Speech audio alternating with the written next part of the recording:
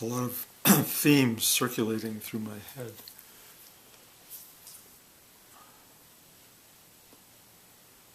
I think the two words that express it best are upheaval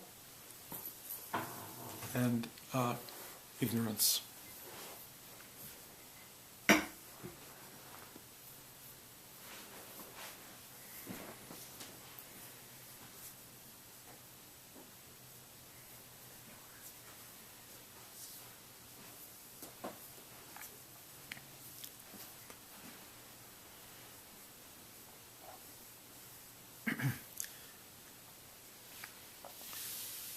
I think there's a very strong sense in the culture at the moment of either tremendous change occurring or the possibility of tremendous change occurring. And the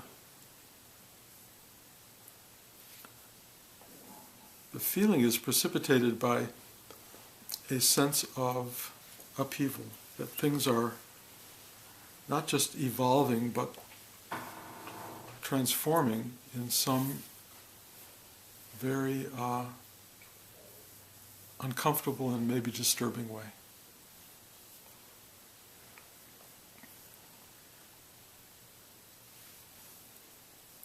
And I know that for me,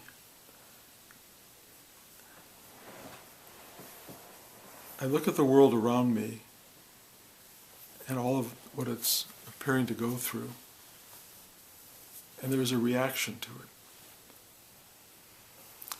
And the reaction is very personal on one level and very impersonal on another. I realize that I really see the world through the eyes of a grandpa. That I have the advantage of age and the advantage of looking back into life. And there's something wonderful about being older and having this experience of seeing the preciousness of new life forming. And I have a great deal of joy in that. And I talk about it a lot here, pretty much every week, I think. But I have to say that along with that unbelievable poignancy, there is a feeling of deep concern and a lot of sadness, because I see the world moving in directions that are motivated by something I would call shadowy, dark ignorance. And it's rising up. It's making itself known. And I think a lot of us are observing that and having different reactions to it. And being reactive to it is normal. It's a human experience. Whether you see it in yourself or you see it in others or you see it societally, when you start to see the world moving toward disturbance and a kind of less than sane progression. One fears often for one's safety. But when you're a grandpa, you don't care so much for your safety, but you feel unbelievably connected to the safety of others. And wanting to just take hold of the whole environmental shift and go, whoa, look where you're going. Look what's going on. Pay attention. Use your mind. Be smart. But when you see people in authority and rulers in the world not using their minds, not using intelligence, expressing the dark fears of human existence, you want so much to shed light on that. to help them through it. But of course we're all somewhat powerless in terms of our own individual capacity to change things. We have in our culture, in our society, a thing called the vote, which is meaningful. But when you see things in the world where even the vote becomes an expression of ignorance, of mass ignorance, you worry. You worry for the world at large. And so, how does worry enter into spirituality?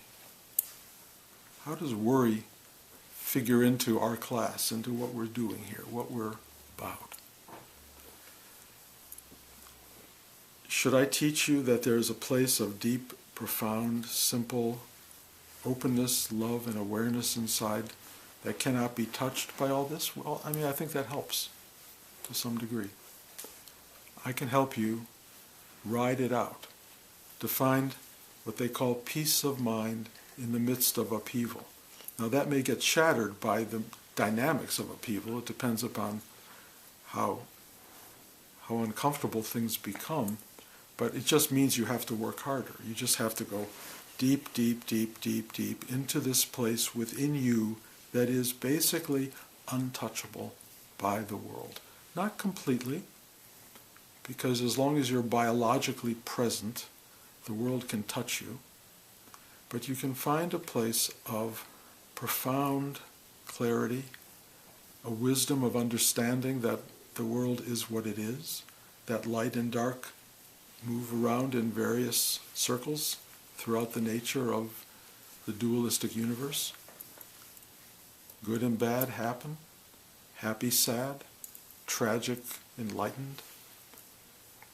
All of this goes on in the world and has always been going on in the world, and we are watching it go on in the world.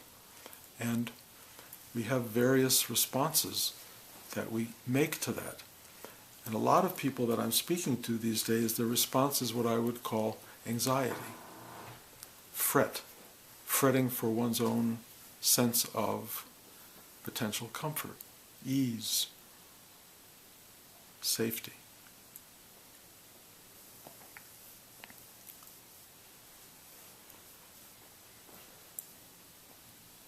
So the question is really, what is the spiritual response to all of this? Is there a response? Is it just, so, this is as it is, this is how it works, we're all here, we're all part of the totality, it will be what it will be? Or I have friends who say, everything's going to be fine, don't worry. You know, the world is always thus. And I have friends whose heads are in the sand, and I have friends who are totally anxious. And I keep moving through the spectrum of all of that. And every so often, I tell myself, who are you to be a teacher? What right do you have to sit here and teach when you get anxious, or you worry about the world, or you worry about your grandchildren?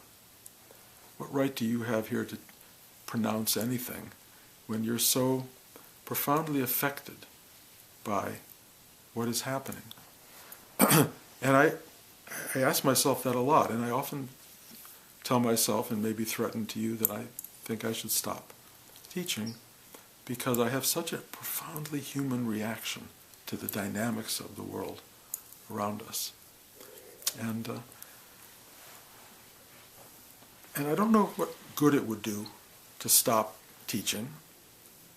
You know, probably,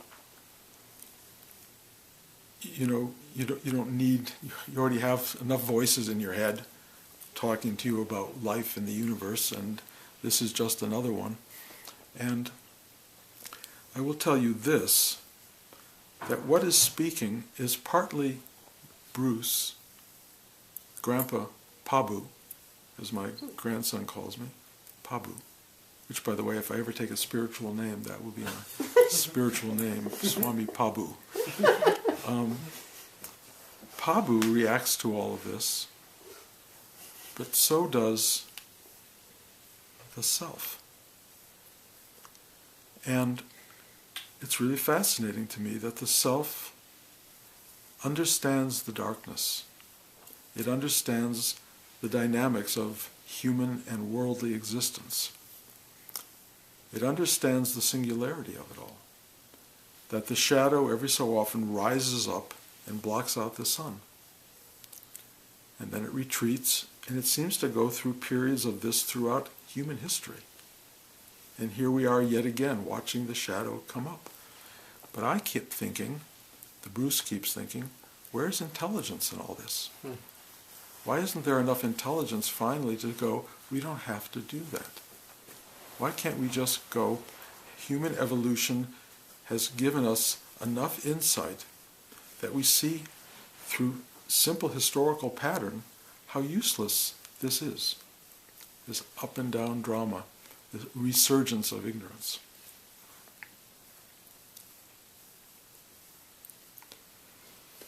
Of course, when ignorance shows itself, the value is visible. You can actually see it. You can actually be aware of it. You can actually intelligently observe and respond to it. You can't counteract it. You can't counteract ignorance with intelligence because ignorance does not respond to intelligence. Here's the big deal about ignorance. Ignorance is not aware of itself. It's not aware of its own ignorance. To make it aware, to try to make it aware of its ignorance is, first of all, futile, but second of all, creates rage. It just creates rage in people. They do not want to be looked down upon, they do not want to be judged, they do not want to be perceived as ignorant. And so, if you try to do that, as people do, there will be a very reactive, unpleasant response, a lashing out. So trying to counteract ignorance with intelligence is problematic. I'll tell you the difference between ignorance that doesn't know what it is and ignorance that is aware of itself. And the wisdom, the ignorance that's aware of itself is wisdom. Wisdom is knowing you don't know. Wisdom is an awareness of how big this all is and how incapable we individually are of getting it, of understanding it. Wisdom is not intelligence by itself. Wisdom is knowing what you don't know. Intelligence plays out in that realm because within the scheme of the known universe, there's a lot that can be known, and that's intelligence. But beyond the known universe, the mind doesn't work. It can't get there. But within the known universe, intellect is really important. It allows us to shape and understand and grasp and work with the known truths of our life. It helps us to build buildings, create science, create better ways of being human. You know, centuries ago, many centuries ago, when man started to evolve, man lived in caves. Lived in caves because it was the only place in the winter that was relatively warm and the only place in the summer that was relatively cool. Survival was so primitive, so basic, and gradually intelligence brought us into finding tools, into building structures, finding ways to live, killing animals and using their furs and using their food to eat, and building fire. And you know, we've come so far. We've come so far as a species. We are so intelligent in most cases. But there is still a primitive ignorance that works in our world. And every so often, it wants to dominate. It wants to override intelligence for whatever reason. And we watch that happen. And the only thing we truly can do, and it's not much, but it's real, is to be present. Being present is to inject, if you will, an open-hearted embrace of all that is. Not to tear it down, not to judge it, not to be dismissive of it, not to think that you are better than it or lesser than it, but to say, I understand this.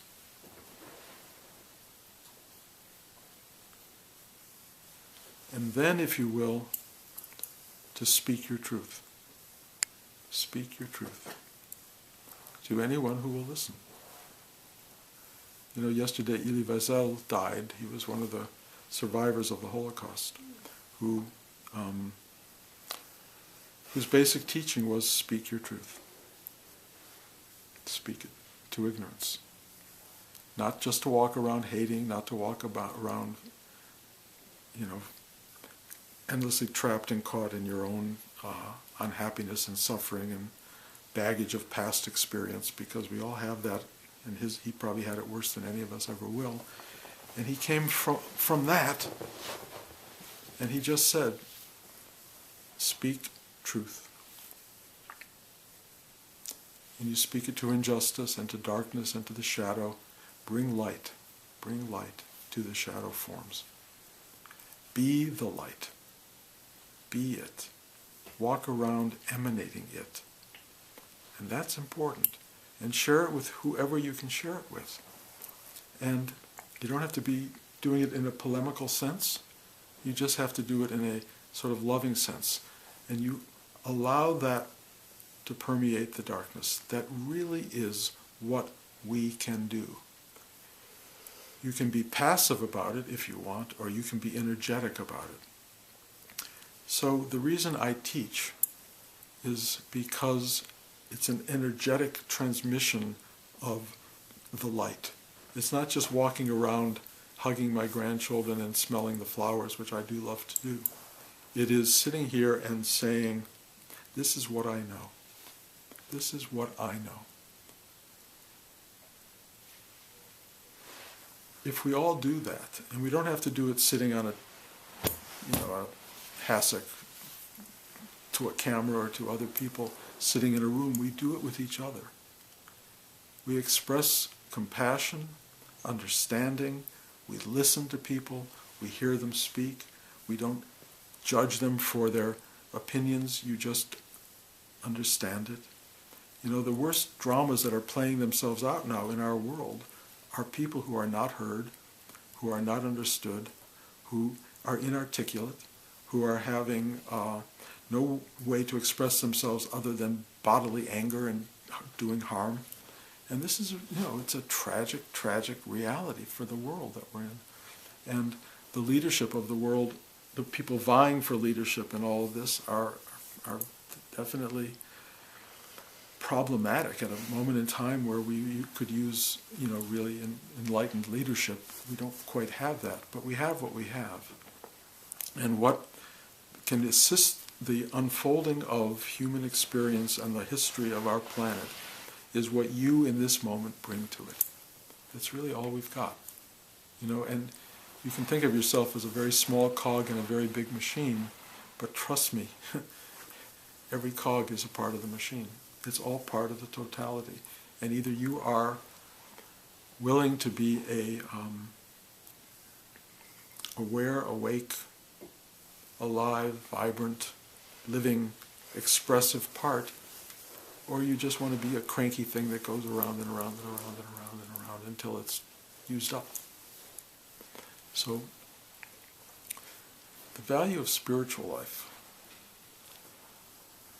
is the larger vision, the larger sense of self, the awareness that you are a piece and you are the total. This evolving awareness, or sudden awareness as it may be, allows you to take on totality, to take it on, to walk into it as a blast furnace, if you will, of goodness, kindness, illumination. And if you're not doing that, for whatever reason, okay, but you have that option. You have that power to be a truly expressive being in the world and not simply a passive rider on the waves of the ocean.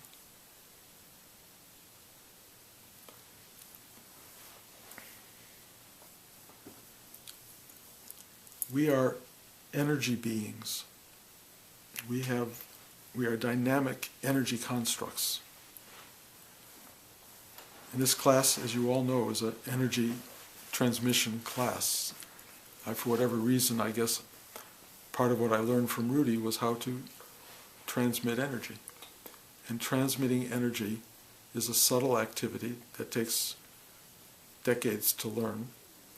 But what you learn is you look into people's hearts, you look into their structures, you look into their chakra system, if you will, and you see where things are not working, and you help make adjustments. I often describe it as what happens when you turn your computer over to a computer guy, and he takes over your computer for an hour and fixes it and gives it back to you. That's kind of what we do here. We work the computer of the body. We work the energy of the body.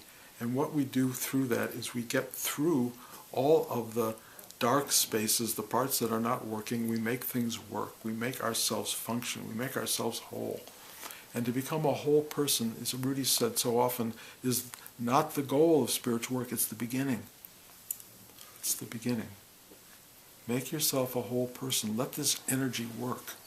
Let the energy come in you and let it flow, let it function. And what you will see is that it wants to move toward fullness, toward expression, toward embrace, toward love, toward joy, toward ennobling the world. That's what we're here for. And it doesn't have to be like you do something huge and visible. It can be very simple. It can be how you deal with your partner, how you deal with the person at the supermarket, how you deal with the person walking down the street. It's so real. The tiniest little thing. It's incredible. I took my granddaughter out to lunch the other day, and we were sitting on the sidewalk and eating lunch outside. Somebody sneezed, and she went, "Bless you." That little "bless you," the woman who walked by was like, she was blessed. She was just blessed by this little 5-year-old, and it was so beautiful. And my granddaughter says hi to people all the time. Sitting outside with her is awkward, because people walk by and she goes, "Hi, hi, hi." But she's sending this love out, this love. And we were sitting there, and at one point she said hi to this woman walking down the street, and I was just like, oh my God, she's it's insufferable. And the woman said, "Talia, hi." And Talia knew her. And she knew Talia, and it was like this incredibly funny, beautiful exchange, Sometimes when you say hi to people, they know you.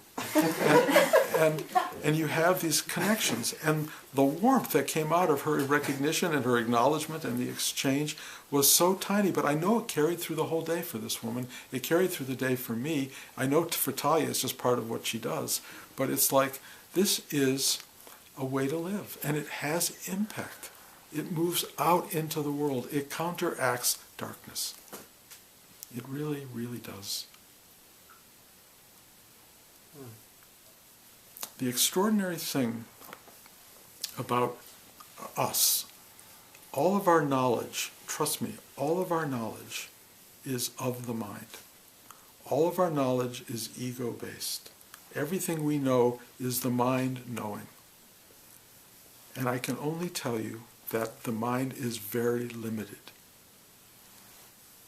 That's why I tell you real wisdom is knowing what you don't know. Giving up knowledge, if you will, to allow wisdom to sort of waft through the system. What happens when you know through the mind or the ego is that it's a very self-reflecting system. It reflects back on itself. It doesn't look out. The great idea of meditation is going deep, deep, deep, deep, deep, deep into a pool of stillness and awareness and knowing. It's not understanding, because understanding involves something extra outside you being honestly being acknowledged. When you go really, really deep, there is no two. There's no you in it. There's no other. There just is. That is doesn't understand its own self. It knows itself. It isn't touching and acknowledging and analyzing and witnessing. It just is. Again, to move from knowing into, or understanding into being, is where true wisdom comes from. And if you can allow yourself to do that, if you can allow yourself to go deep and just find that center within yourself, you will come to know what it is to be wise in the world, what it is to see the world through the eyes of a grandpa.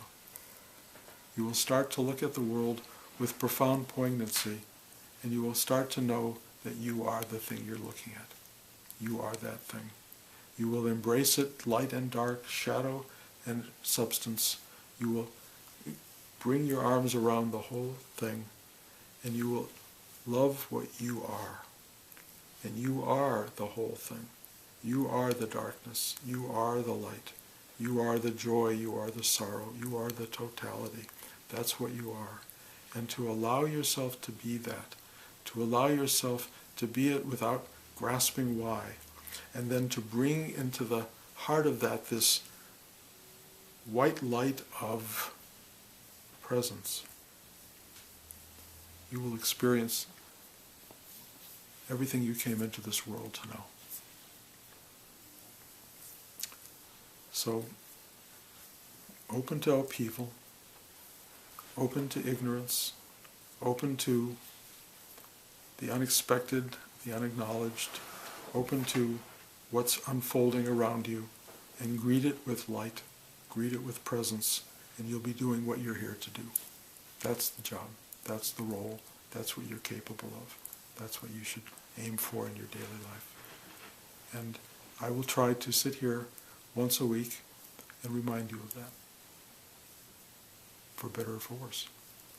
You know, I don't have much more to say than that, so good luck.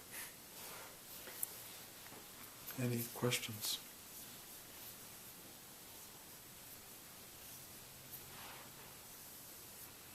It's funny, every week has a different tone.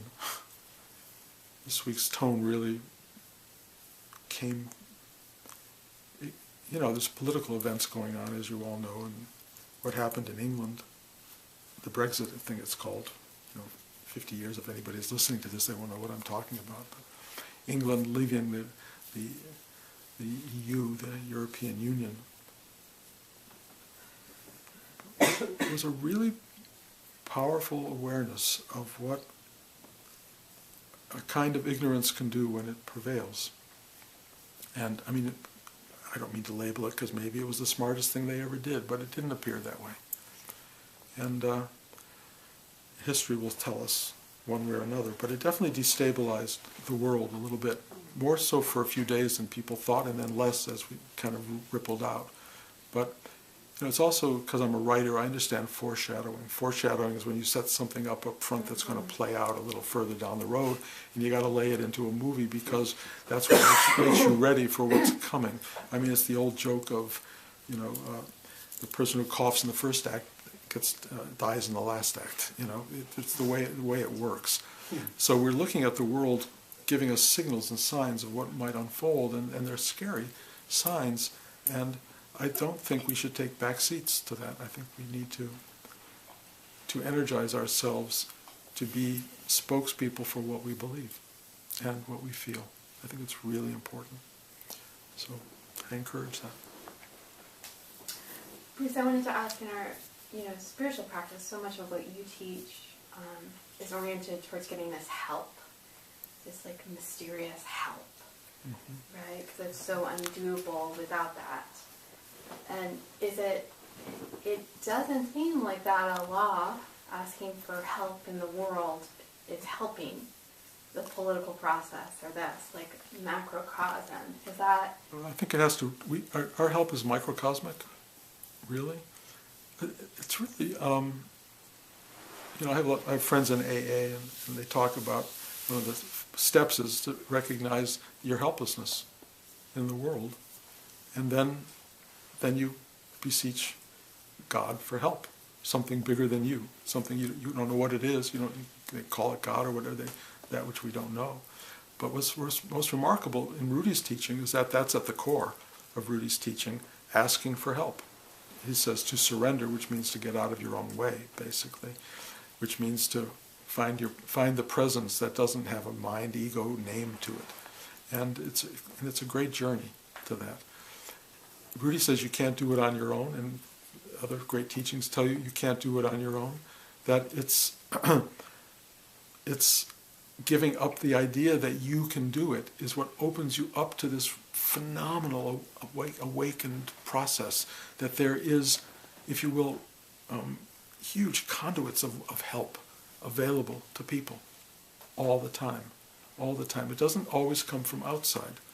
Real help often is what comes from inside, because the inside help is this foundational awareness of what you truly are. It's an exceptional knowing that you get when you dive deep into the psyche, when you pass through the disturbance levels of mind and get beneath the mind, underneath the surface, and you see this place that you find when you go to sleep at night. It's this thing that takes you in and welcomes you and goes, ah.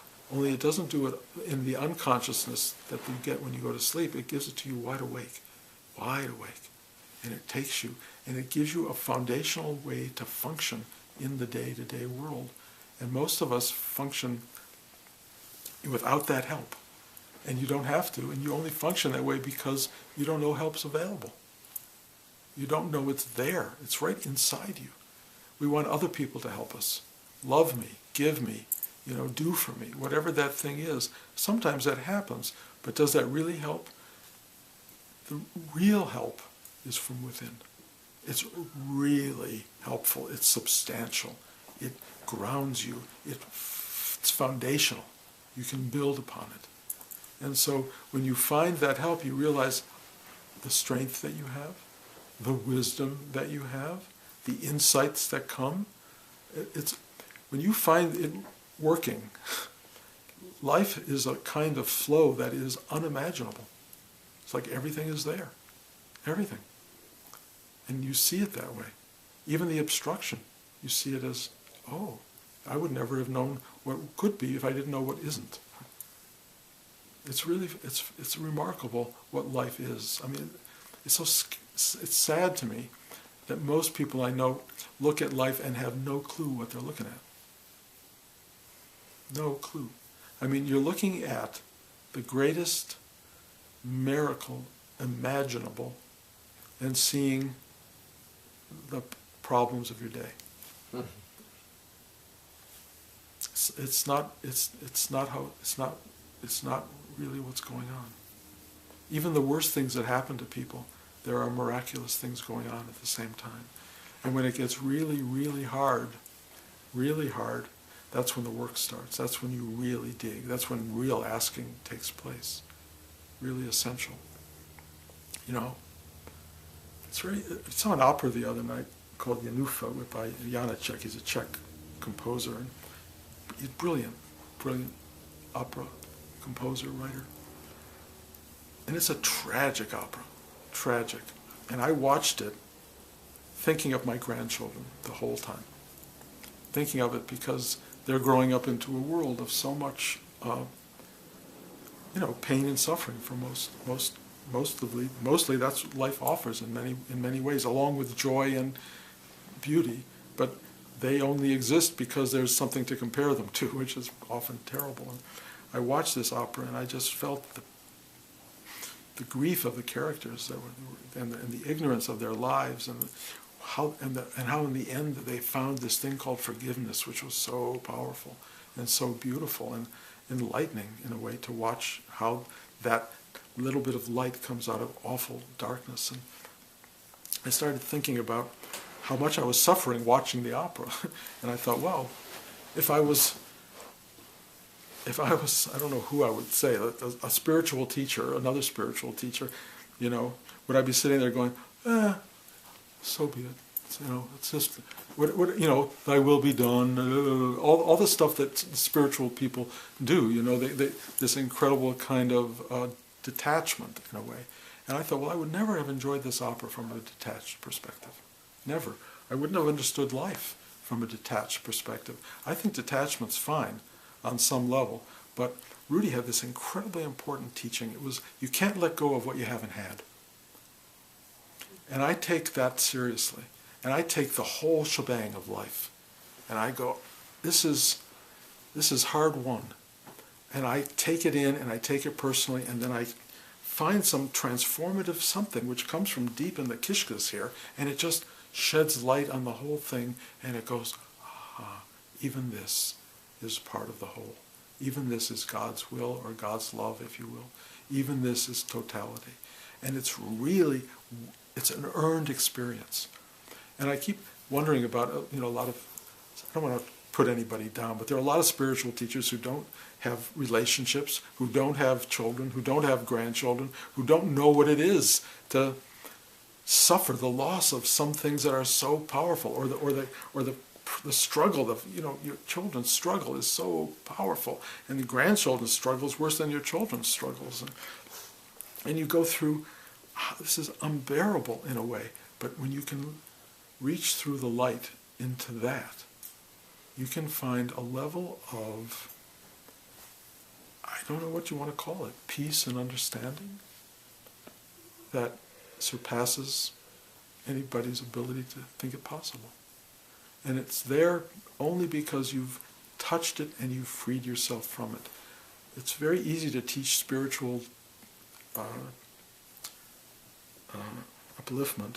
You don't have to get up very high. And there's not a lot of lifting to do. Real lifting is powerful. It's powerful, and it's a life's worth of muscle to do it. And it's a lot of work, and it's really important. And to get to that, you have to ask for help. Because you can't do it by yourself. Nobody can do it by themselves. And when you ask for help, it comes.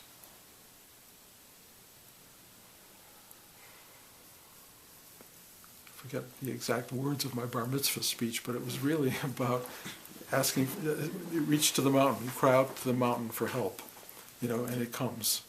And it comes. It's the right speech. I lift my eyes to the mountain from whence cometh my help. That was, we should all do that. This is going on way too long, guys. Okay. Thank you.